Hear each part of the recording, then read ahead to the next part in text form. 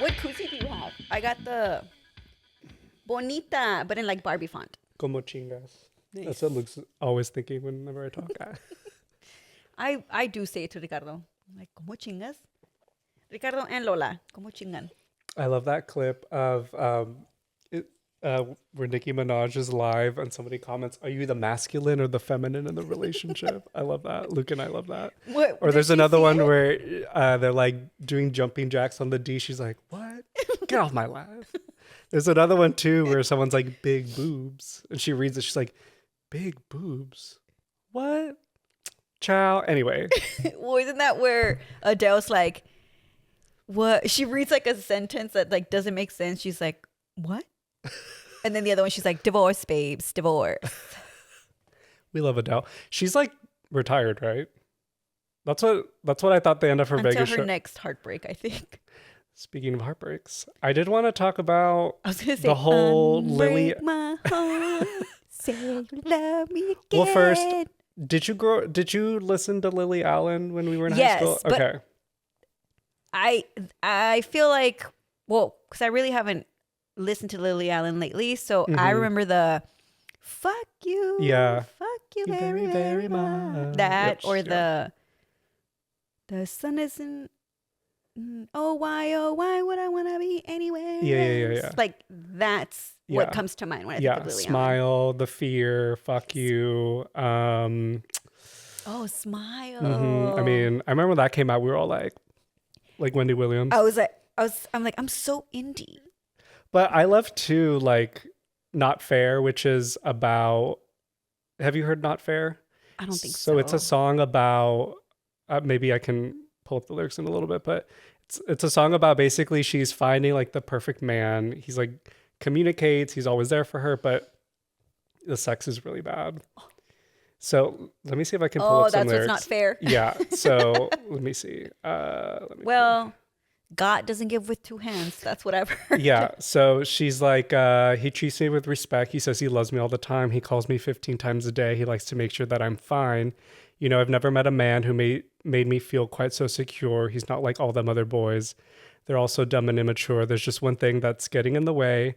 When we go up to bed, you're just not good. It's such a shame. I look into your eyes. I want to get to know you. And then you make this noise and it's apparent it's all over. And then there's another lyric too. So there's like a chorus or whatever. She says, "Oh, I lie here in the wet patch in the middle of the bed. I'm feeling pretty damn hard done by. I spent ages giving head. Then I remember all the nice things that you ever said to me. Maybe I'm just overreacting. Maybe you're the one for me." So she, I think from the very beginning, she's always been very upfront. Yeah. Like, it's not like, again, call back to Taylor Swift. It's not like innuendo. It's like, it's very pointed. It's pointed. So you know Lily Allen. Are you familiar with David Harbour? Like, are you a Stranger Things? I'm not. I feel like I've seen him in other things, but yes, I recognize him the most from Stranger Things. I did not know they were married though. Yeah, well, the only reason I knew they were married is because I like interior design, so they had the now infamous Architectural Digest home tour of them too. Okay, so I've seen, because of the news cycle lately. Yes. That's what I'm seeing. Because when did that happen? The tour of their home. Probably like 2 years ago. Okay, so then I'm finally seeing clips when he's like, she designed the room to have no windows or whatever, and she's like, it's a bedroom. Well, at the beginning of that tour, he's like, "AD, what are you doing here? I have a family now. You can't be here." Like, acting like it's a mistress showing up at his house. It did not age well. And here's the thing too is, so I guess maybe before he was married to her, he did his own Architectural Digest tour of his apartment. And I can tell he's really into interior design or whatever, because so she talks in one of her songs in the new album, she talks about, you know, we bought this brownstone, it was really expensive. You kept pushing me. I felt uncomfortable doing all this. She even names the designer that helped them with their, like, she's very specific. So, and she even has another song too, where she details the receipt that she found of him buying a bag for like his mistress at like the Bergdorf Goodman in New York. Like, she's fucking thorough. Dude, that also reminds me, isn't that Whitney Houston too? When they're like, if 6 of your friends like went out to eat, then 4 of you were cheap because the receipt was only like for like two plates or whatever. Like, that's something else we should discuss is like like when you go out to eat with friends, do you split the bill evenly? Do you not? I mean, We could talk about that. I'll do it. I'll do it. I just feel like maybe one meal you'll eat a little more than the other person, and then the next meal they'll eat a little bit more than you. Imagine, I had the side salad and the water. I had water; it was free. So I got this from like a news article. I can't remember where. I should cite my sources, but so let me just read this. So with some reluctance, Alan agrees to an open relationship arrangement with her partner while she is away from him. So she details all this in the album. There are signs that they've grown distant, or he is not as supportive as he once seemed, but she tries to ignore them until she can no longer do that. So lies and insecurities erode trust until feelings of paranoia and being taken for granted win out. Alan then finds evidence that he broke the rules of the arrangement and confronts both them and the woman he's been with. Well, what are the rules? So is our feelings breaking the rules? Yeah, so in one of the songs she says like our arrangement was like you're not emotionally invested. Like I think she even says like you're supposed, like he can even pay for sex. That's fine. It just has to be sex. Very transactional in that way. And apparently there was a video of her saying like, oh, I feel like I'm kink shaming him because there's stuff he wants to do and I don't want to do it. So I guess he was already pressuring her like, you're not fucking me enough or like whatever. So that I think that's why she was like, okay, well, I guess let's open up the marriage. But one of my favorite songs is called Pussy Palace. And so I was mentioning the other apartment that he did a tour of AD. So in this one, I guess they get in a fight. She's like, you're going to sleep at the other apartment. She's like, I'm going to drop off some stuff. So the lyrics that I have here. So she says, I found a shoebox full of handwritten letters. So this is her at the apartment, from brokenhearted women wishing you could have done better. Sheets pulled off the bed. They're strewn on the floor. Long black hair, probably from the night before. Dwayne Reed bag with the handles tied. Sex toys, butt plugs, lube inside. Hundreds of Trojans. You're so fucking broken. How'd I get caught up in your double life? And that's when I realized something don't feel right. And so I think a part of the chorus too is like, oh, I'm looking at a sex addict. And then another part of the lyrics, like, I thought this was a dojo, but it's your like pussy palace. I mean, she's a wordsmith. It's like she gets fucking in. Like anything that he messed with the wrong woman, I guess. When did this album come out? Like last week, I think. It's like new. Oh, okay. It's I gotta new. check it out. You know, you think of Taylor Swift, who does these kind of like, I mean, are they revenge broken up albums? What would you call these? I feel like revenge is very like weighted, but like, I think the thing about Taylor Swift, let's get real, is that feels like such a recurring theme in her albums that it's not new. It's not, to me, it's not new. It's not revelatory. Like it's just another like breakup album. right.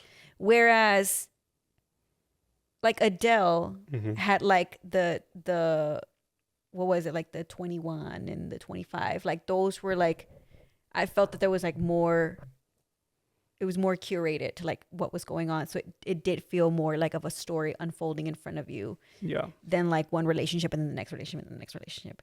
In the same way that like Lemonade, you know, came out and was like this whole story from like betrayal to forgiveness.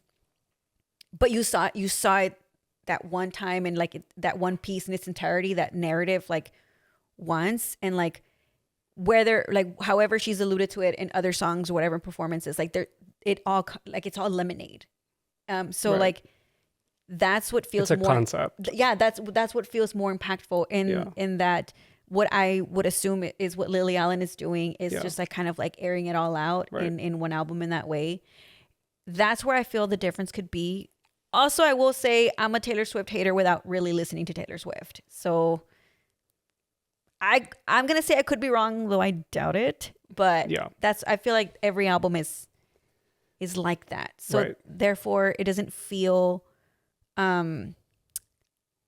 like change, like a big change or like a big revelation from Taylor Swift or whatever. So Lily Allen's album is called West End Girl, and I feel like compared to Taylor Swift albums, like they're like small fry. It's just like when she talks about Joe Jonas, it's like, ooh, Joe. But this one just, it's, I mean, just from the lyrics that I read you, Well, I mean, that's this is like fucking crazy. real shit. Like It feels adult. It's like, yeah.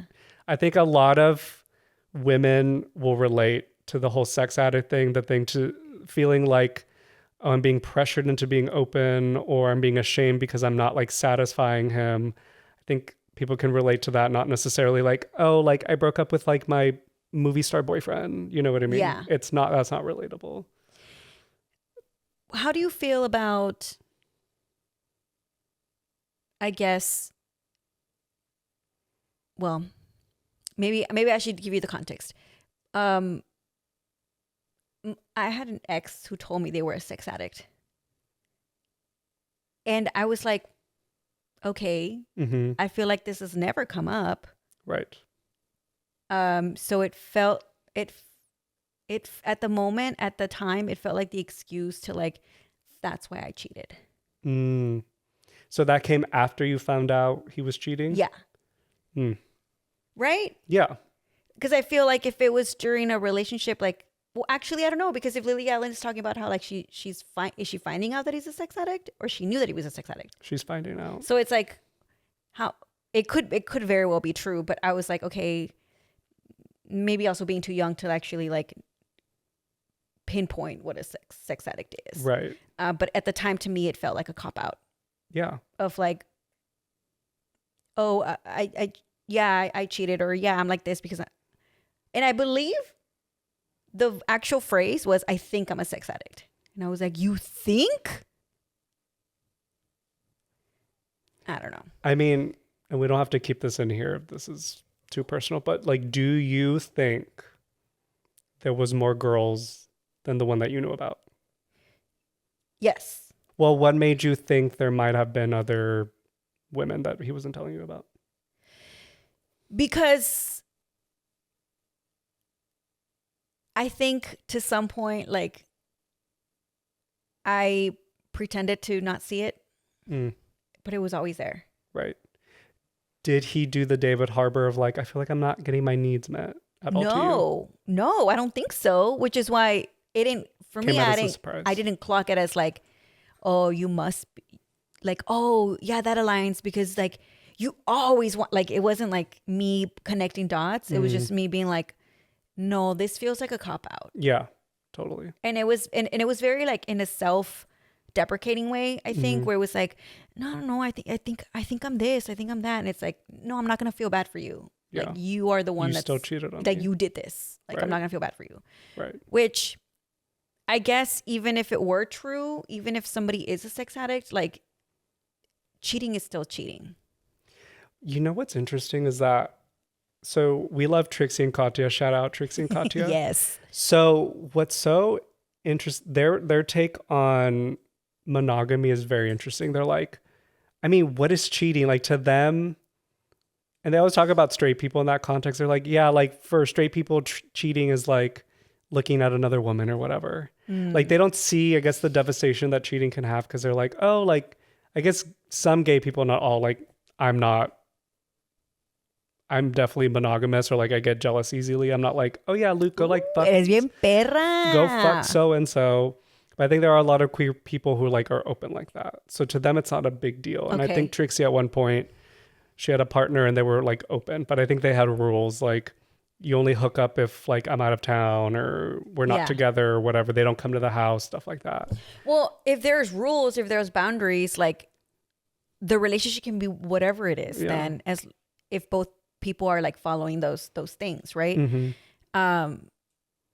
And I also feel like the maybe, like, you know how like looking at a girl can set somebody off. Like, I think that's just stuff that you get over throughout the years. And then cheating is like where the truth in cheating is like physical and emotional, and it's not you checking somebody out. Yeah, no, totally. But it is you obviously sleeping with someone or getting emotionally invested with somebody in the way that you wouldn't with your partner, like in a more intimate. And I'm not talking about friends, because friendship and friends is something else. But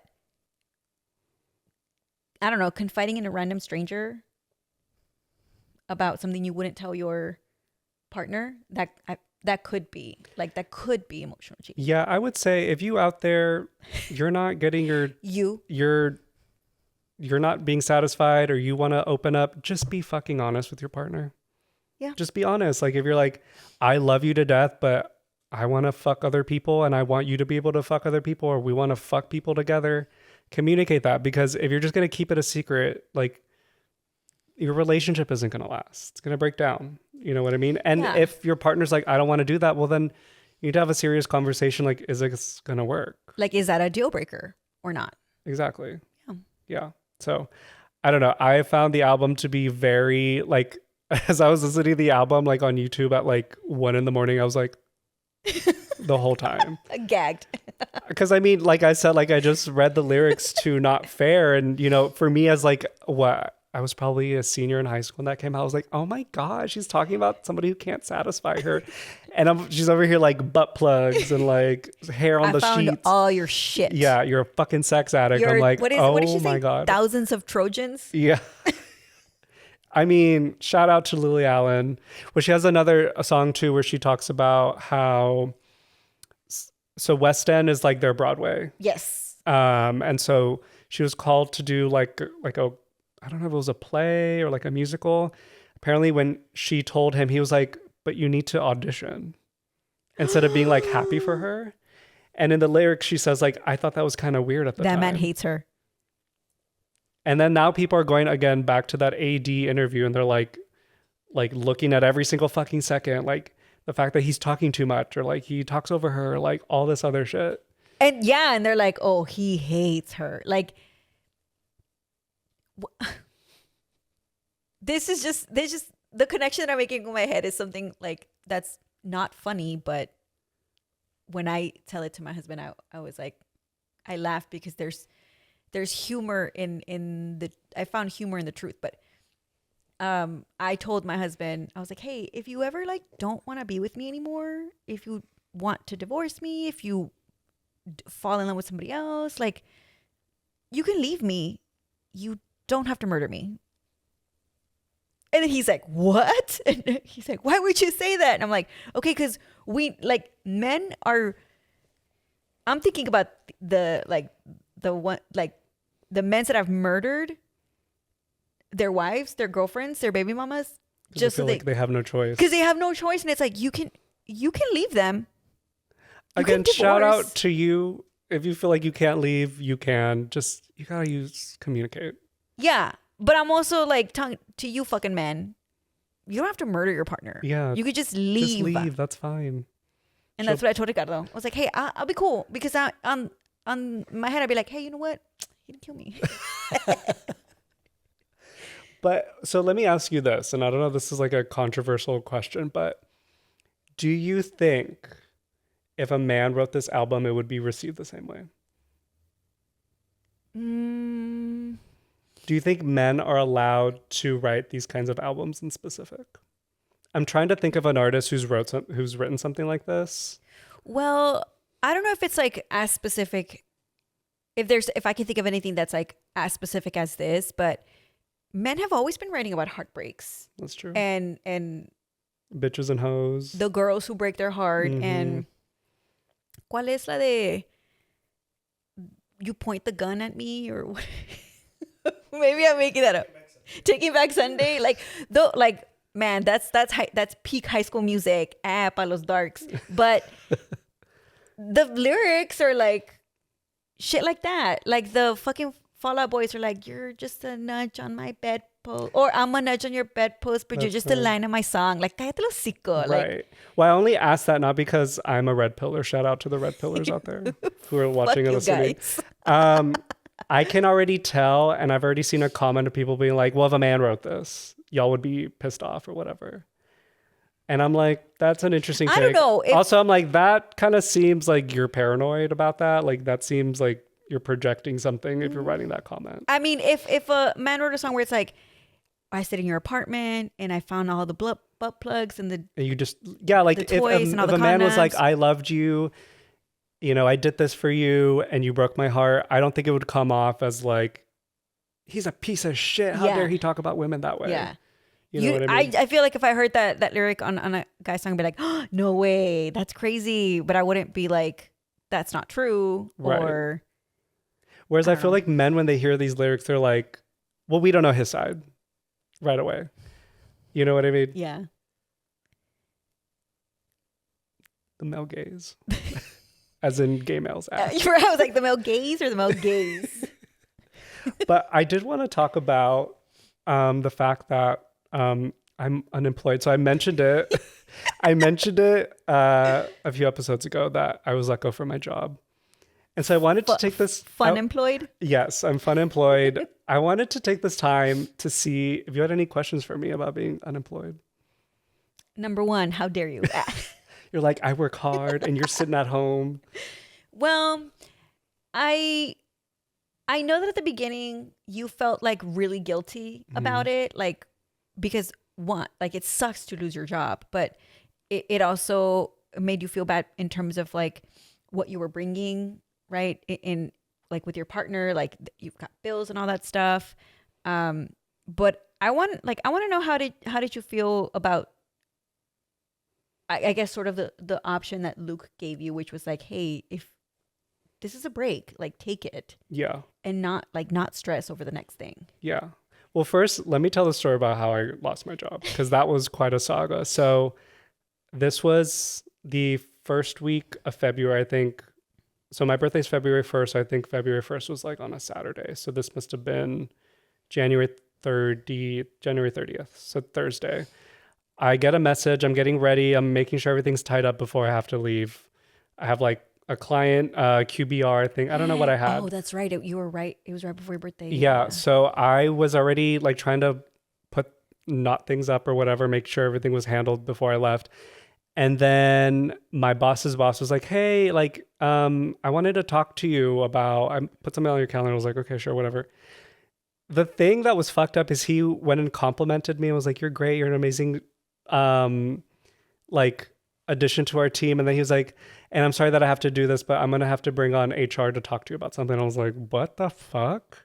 So I was like ambushed. And so and then that's when she tells me that I was let go. And then not only that, she's like, within like 20 minutes, you're going to be locked out of everything. So I couldn't even tell my client that I was leaving. I couldn't tell anybody on my team that I was leaving. My boss found out like way later, like they didn't even consult him. And they're like, oh, and then your insurance ends today. Because it was the last of the month. Mm-hmm. Those fuckers.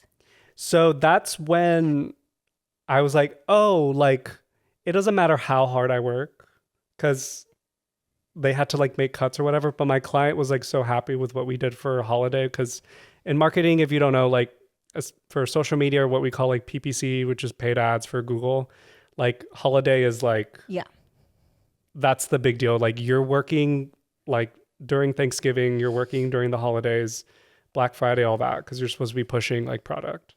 They were really happy with what we did. They wanted to like potentially even invest in like more things to do.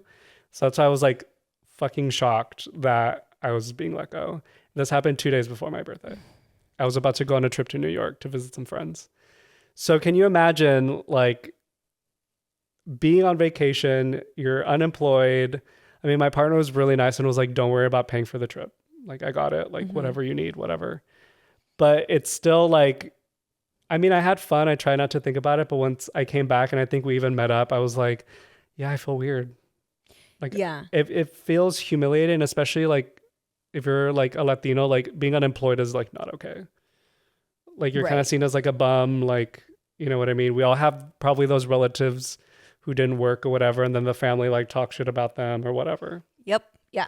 So that's how I felt. And so when my partner was like, look, like you can get another job if you want, but I've done the math and I think that like we can probably do it. Like I can support us. And I was like, it felt weird because again, like I said, the cultural aspect of it, and then also just as a gay couple, there's always that joke of like, well, who's the woman, who's the man?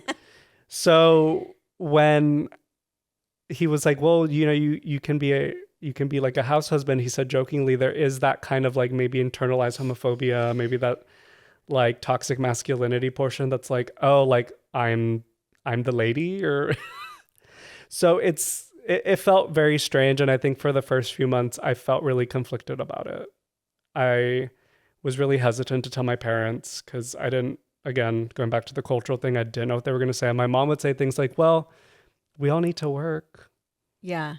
We all need to work. And, you know, like you need something to do. And I understood what she said, but I was like, I need the break because I've been working nonstop since like I was 18. Like most of us have. Like I've had a job since I was 18. And I've known people who are like, I'm going to take a 1 year sabbatical, and I never had that chance to do that. What is even that?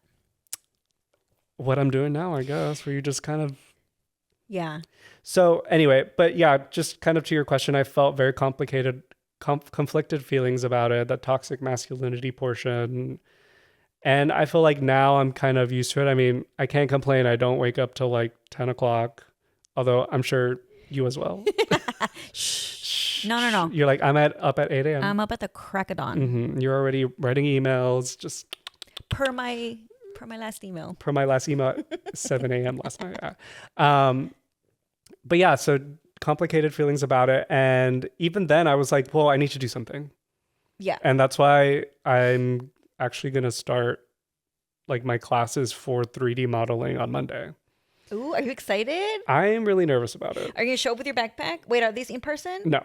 Oh. It's all online and I'm the only person in the class. What if like Luke dropped you off and you're like, I'm the only person who registered for that class. So it's all online. I have 60 days to complete it. It's literally going to be a one-on-one with... Well, I don't even know.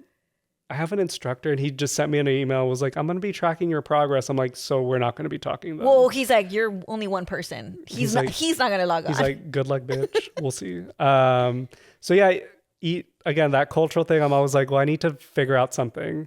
And I think that's what inspired this podcast, is because I was like, I have the time. Yeah. I was like, I love hanging out with my friend Linda. Like, we need to, like, let's make this happen. You know what I mean? Yeah, no, of course. Because I have nothing else to do, or like I have no plan. I'm like, might as well. Might as well. Word of the day, might as well. I once saw this on it was like this dumb YouTube video that was like shit Latinas say, and it's like how we say mine as well instead of might as well. So I started saying mine as well, and now I say it like unironically, and I swear people are like, "Are you stupid?" Like when I'm like, do you get looks like? Well, I sometimes it slips at work, and I'm like, mine as well, like whatever. Well, let me ask you this: if your partner, you know, was able to pay the bills and all that, would you feel comfortable being a housewife? Like if everything's taken care of, your family's taken care of, yeah. Or do you feel like you need to work? Well, I feel like I would want to try it out. Like, yeah. I want to see what this is about. Like, is it something that I would want to do? Or maybe it would be like a good time for me to like reset and be like, okay, is my current job something that I want to keep doing? Because right now that's not something that I'm thinking about. That I'm more of like, we gotta keep our jobs. But yeah, gotta make money. There have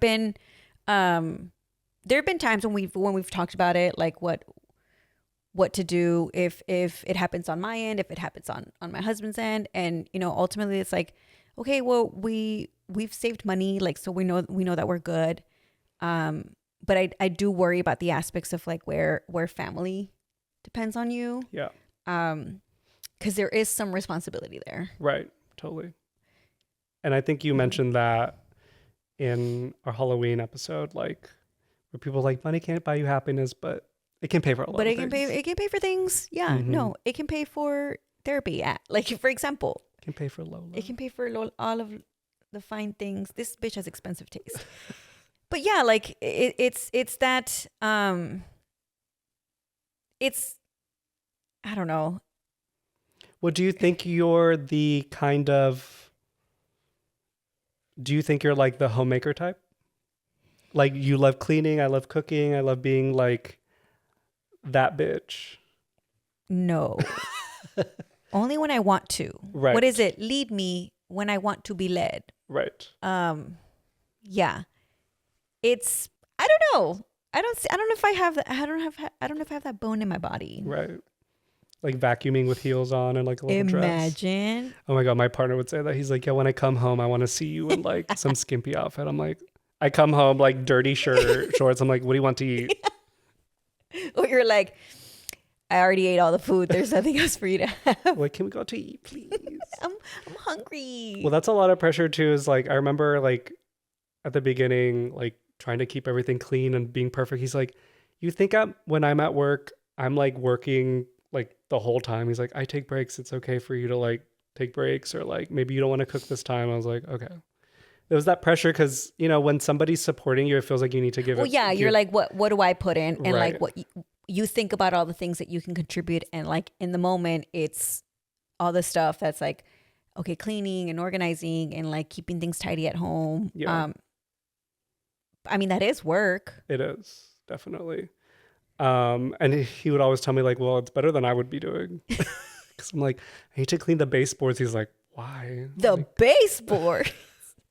but yeah, I don't know. So again, kind of throwing it back to like another episode about like dreams. So that's where I'm at, kind of just figuring out what's next. So this podcast, like you were mentioning in another episode too, like it's really fun making the clips for this podcast. Yeah. Yeah. Even though it's not exciting to me to have to like look at my face all the time, still like getting those little snippets of what we say that's funny is Because like, we're so I know, we are. funny, you guys. And I always say I'm funnier in Spanish, which is why I think that my coworkers miss out on this because nobody speaks Spanish. But I'm like, you guys, I'm like hilarious. There's no people from the Valley in your work? Well, not anybody that I would interact with like on a daily basis. Like we're like pretty scattered.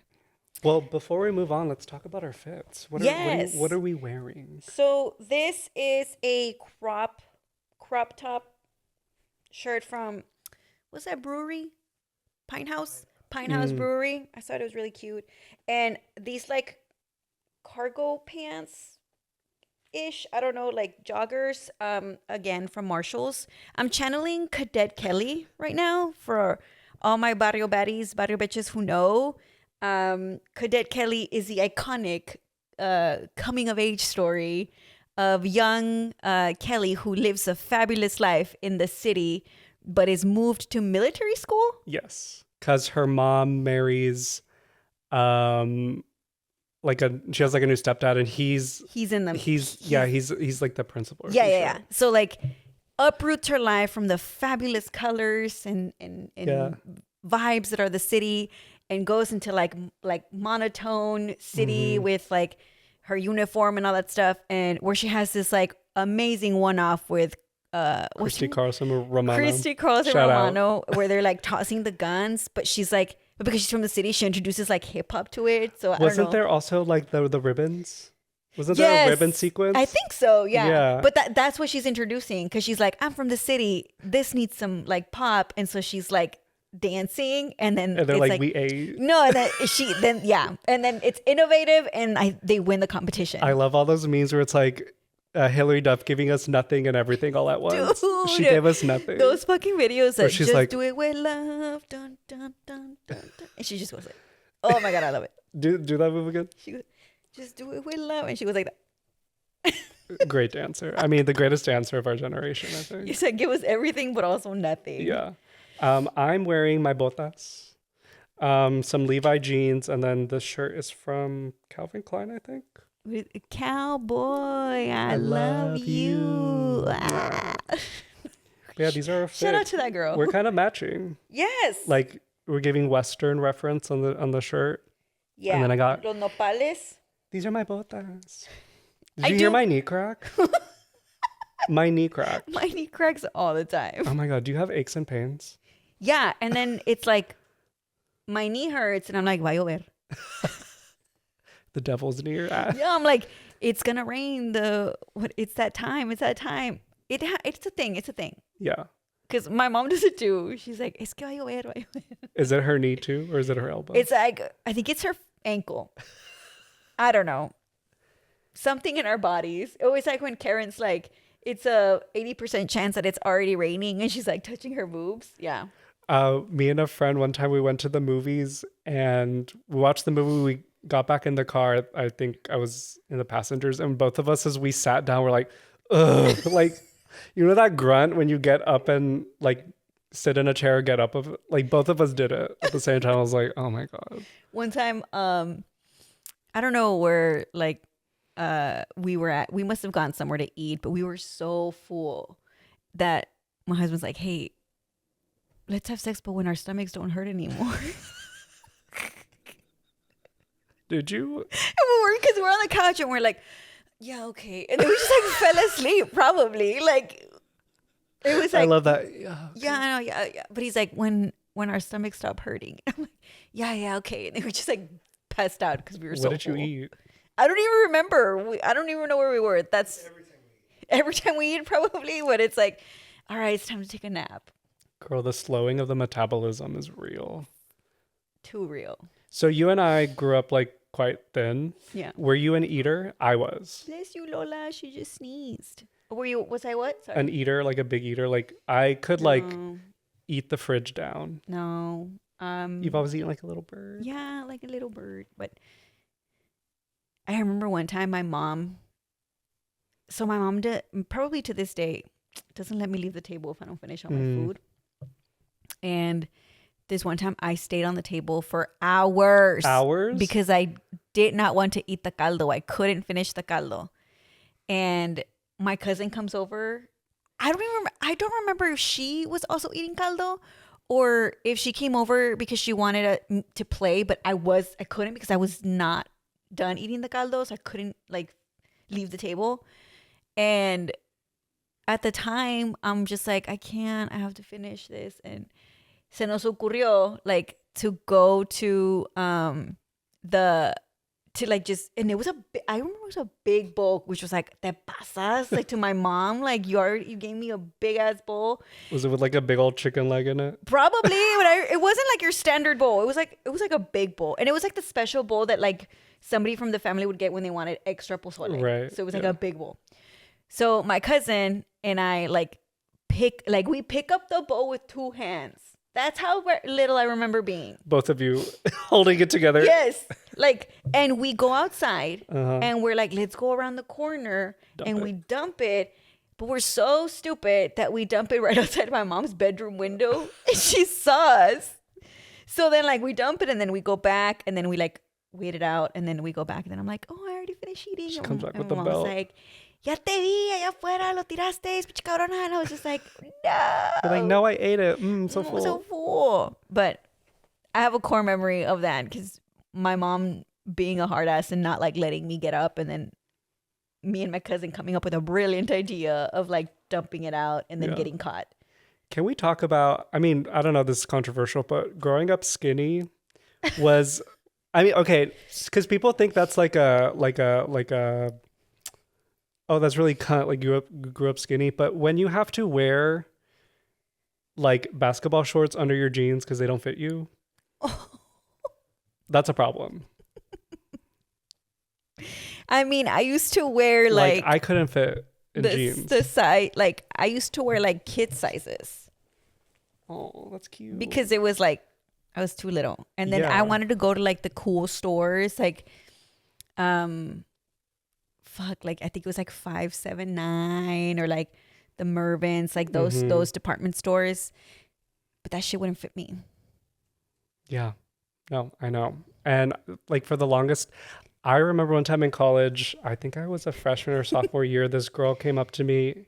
We were in the same class together. She was really nice, but she put her fingers over my thighs like this and was like, oh my God, your thighs are that big. That. When they would do it to like, exactly when they would yes. And like, I guess because in our society, like being bigger is bad. Like being skinny is like, well, a serve. But I'm like, when you see the Disney Channel kids and they don't look like you, you're like, Like something's wrong with me. You know what I mean? I'm too thin. You're like too thin, or you're not curvy enough because, you know, we're like, you're Latina, so therefore you should be curvy. Or when it gets too much, then you're too big. Like there's never a someone's always going to criticize you, or someone's always going to be felt left out. Yeah.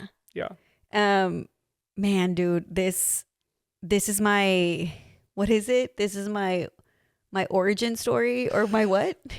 My villain origin story is that I really wanted to go to this store.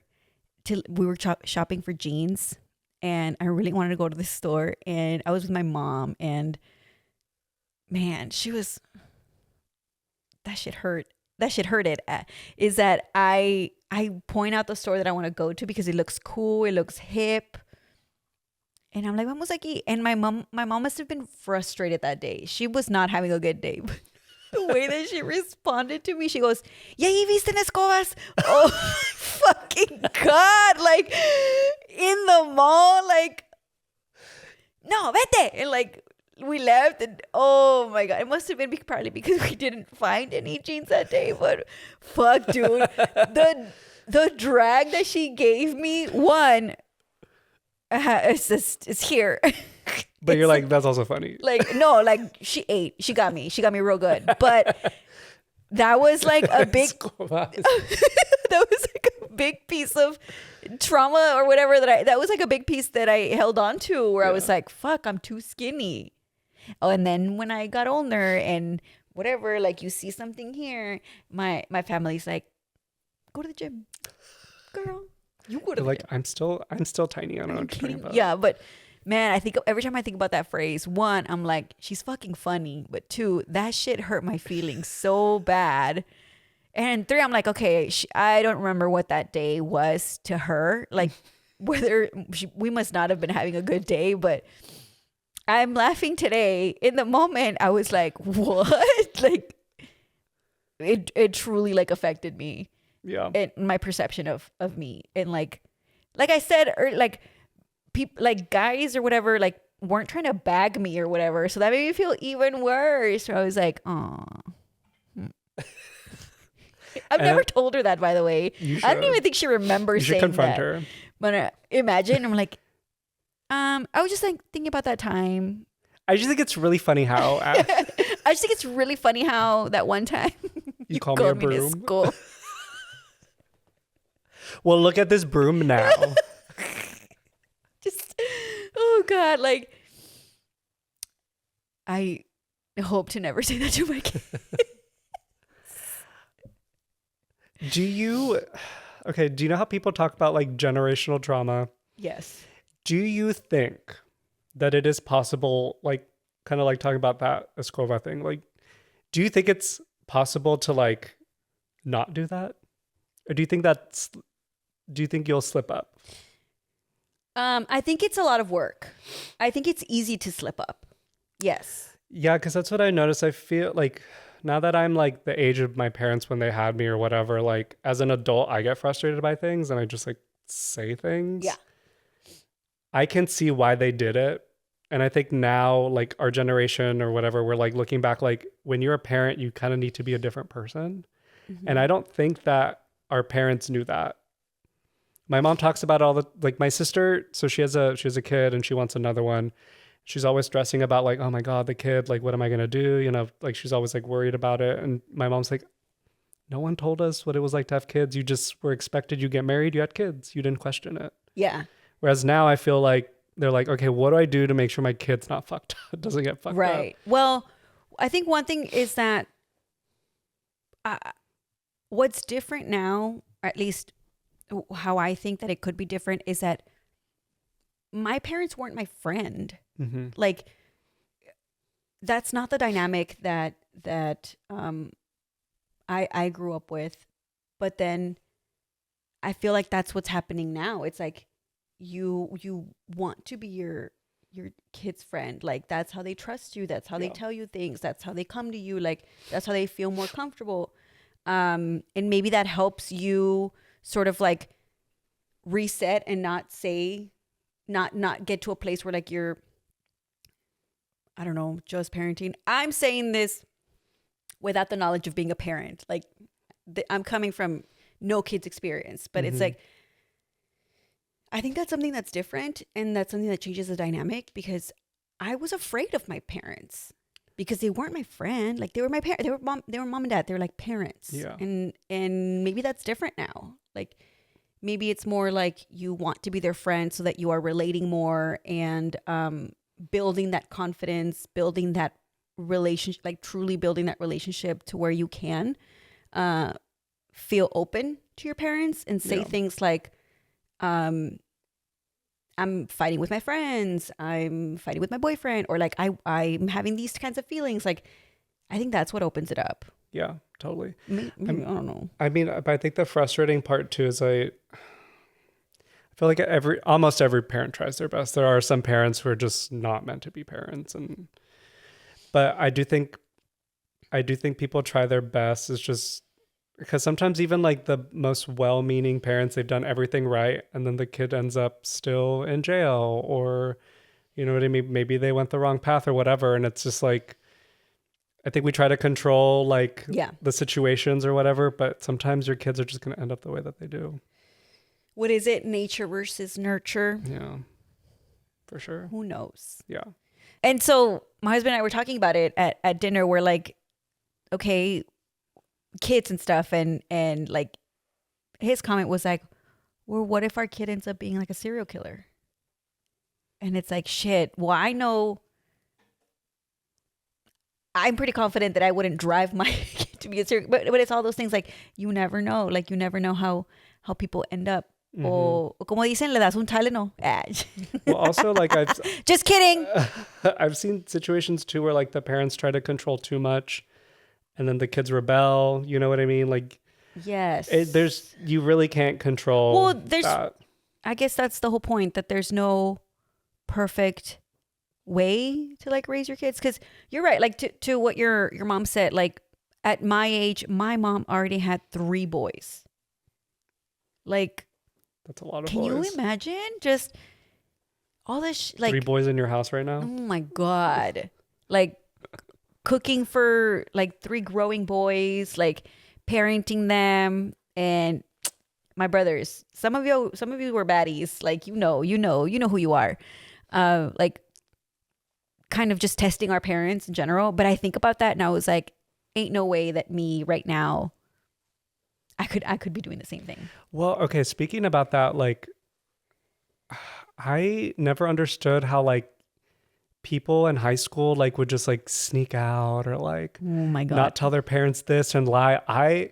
Not that my parents were scary, but we were taught like, I don't know. I guess we were just scared to disappoint them. Maybe I wasn't like scared like, oh, they're gonna beat my ass. It was just more like, I don't know. I was just like scared of upsetting them or something. Yeah. I don't know how they did that, but it worked, I guess.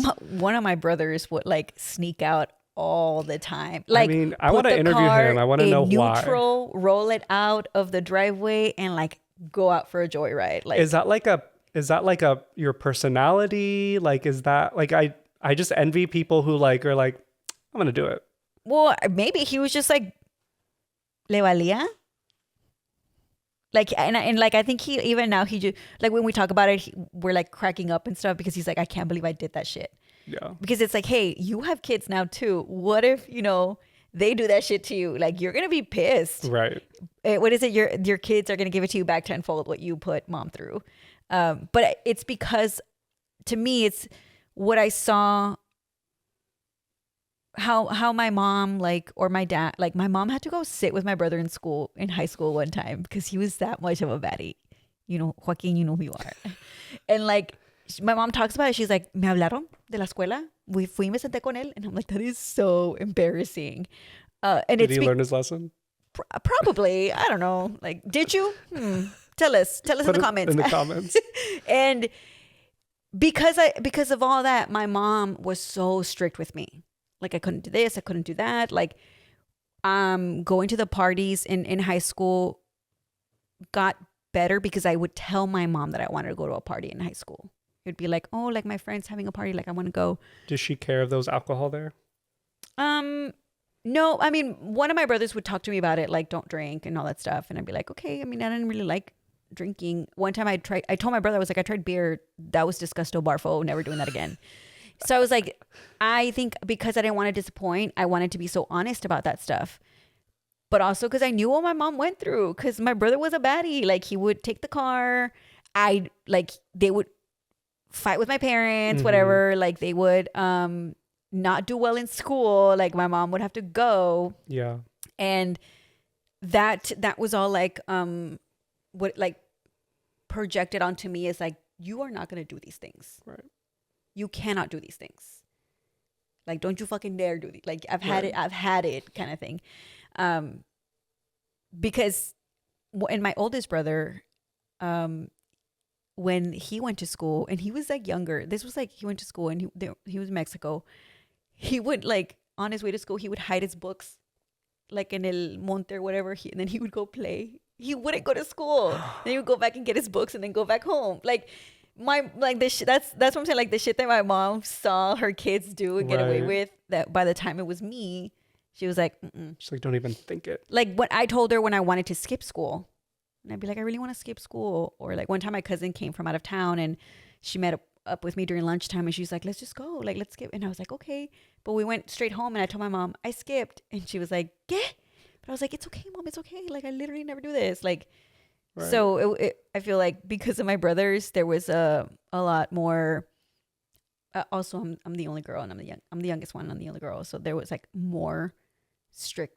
Yeah. Well, I think so too. Like, for me too, like, my parents, like, we were taught never to be like distracting or a hindrance. Like, you know, when you would go to the mall and there's kids running around, my parents were like, you're not going to be like that. So in some ways I'm grateful for that. But in other ways, like, when me and my partner go out, he was kind of that kid who was running around. So he's just very loud and he's like, you know, he doesn't care that about his surroundings. And I'm like, shh, like, so I feel like part of me would have been nice to just kind of been okay to be a kid and just be travieso or whatever. Cause now I'm just kind of like, oh, I need to like be quiet. Like, don't make a scene. Like, and if someone around me is making a scene, oof, pena ajena. Have we done word of the day? Yeah, it was mine as well. Mine as well. Okay. I was gonna say pena ajena. But yeah, like, when I see somebody doing that, I mean, pena ajena, like, I get so embarrassed and I'm like, oh my God, what are you doing? What are you doing? Like, and that's probably because of the trouble that I would get into, or like the consequences that we would have if we were to act out that way. Yeah. My mom, like, prides herself, or like, it's like a story, like the anecdote or whatever that she shares, that it's like, oh, like, Linda wanted a toy one time and se tiró. You know, when kids have a tantrum in the story, se tiran. Like, apparently I did that one time. My mom was like, I bought it for you, but we got home. Boom, la chinga que te di. And she's like, and you never did it again. And like, she's proud she's that like, I ate. Yeah, she's like, and I ate with that one. Like, and you're over there with tears in your eyes with the trauma. Like, she prides in herself and like, and you did it only once. I corrected you and you never did it again. And I was like, yeah, because I was traumatized. Like, and when we think about like, are we gonna pass that down? If in my head I see a kid misbehaving and I'm like, sape, dale ese niño, then I'm like, whoa, no, maybe I shouldn't have. Yeah, like I watched this meme of this woman gentle parenting. The kid like was throwing a chair at her. She's like, we don't do this. And then the next clip, it was somebody with a belt and the camera was pointed below and they were just like, don't do that again. People in the comments were like, if I did this in the 70s, I wouldn't be here today. Like, all these comments. I mean, I don't know. I guess there's like no right way to raise a fucking kid. Wait, did they hit you with the belt? Maybe like once, but honestly, my mom was scary just with her voice. My mom was scary. That's what my partner says about me. He's like, you're scary when you're mean, when you're angry. I'm like, oh my God, for my mom. Así te quiero, asustado. But yeah, I guess it's a personality. I mean, if you have like a kid that's real travieso, then maybe you need to be a little harder on them. If you have a kid who's like more softer spoken, then maybe you need to adjust the way that you parent that child. I think it's a sliding scale, I guess. Or something.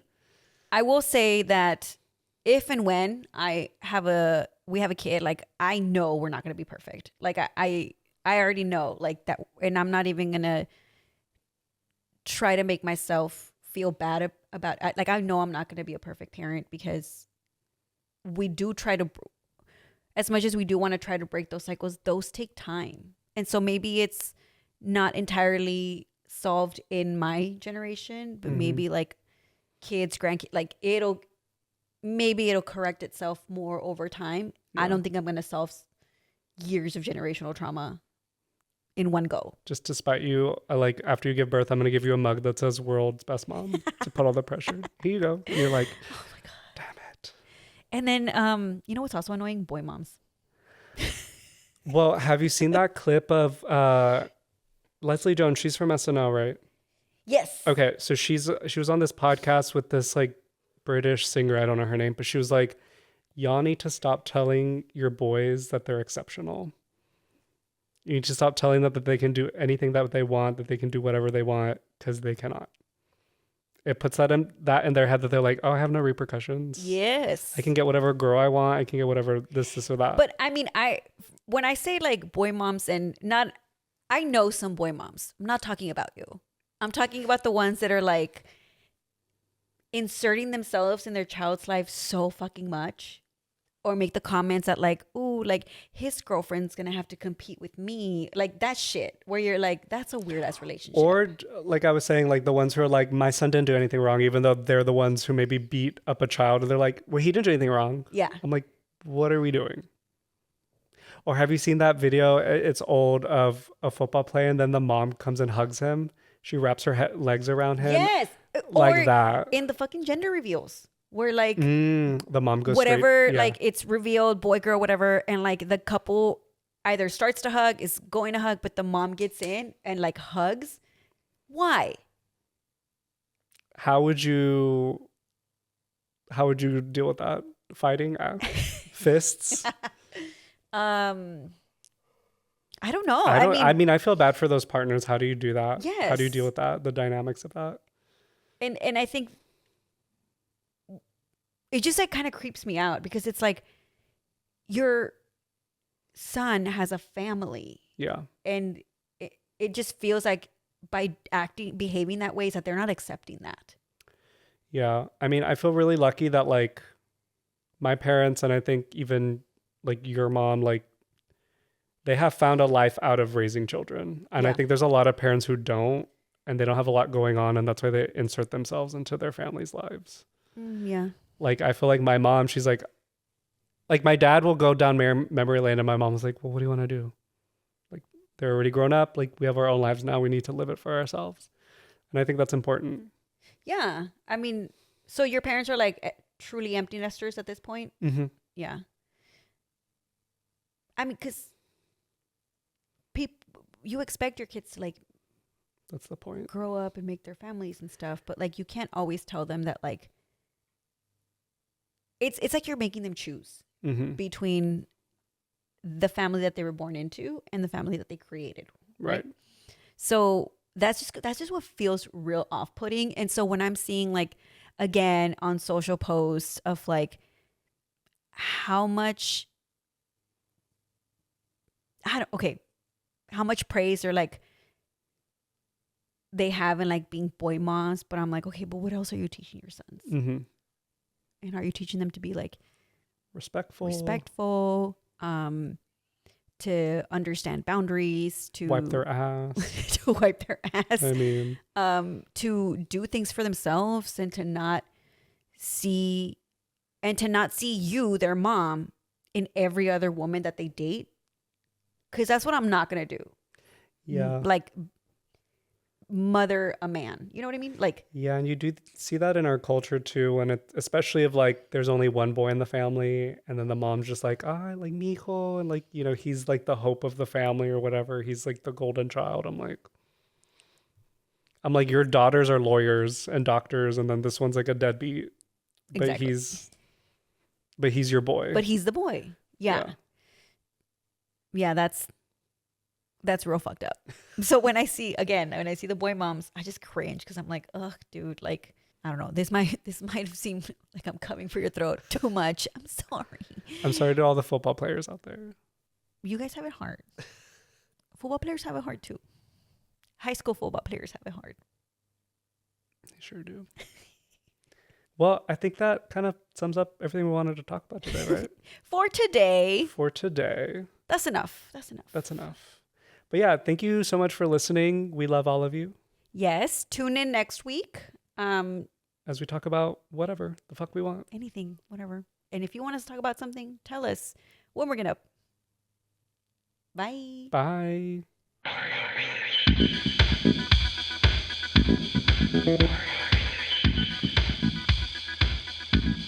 Bitches.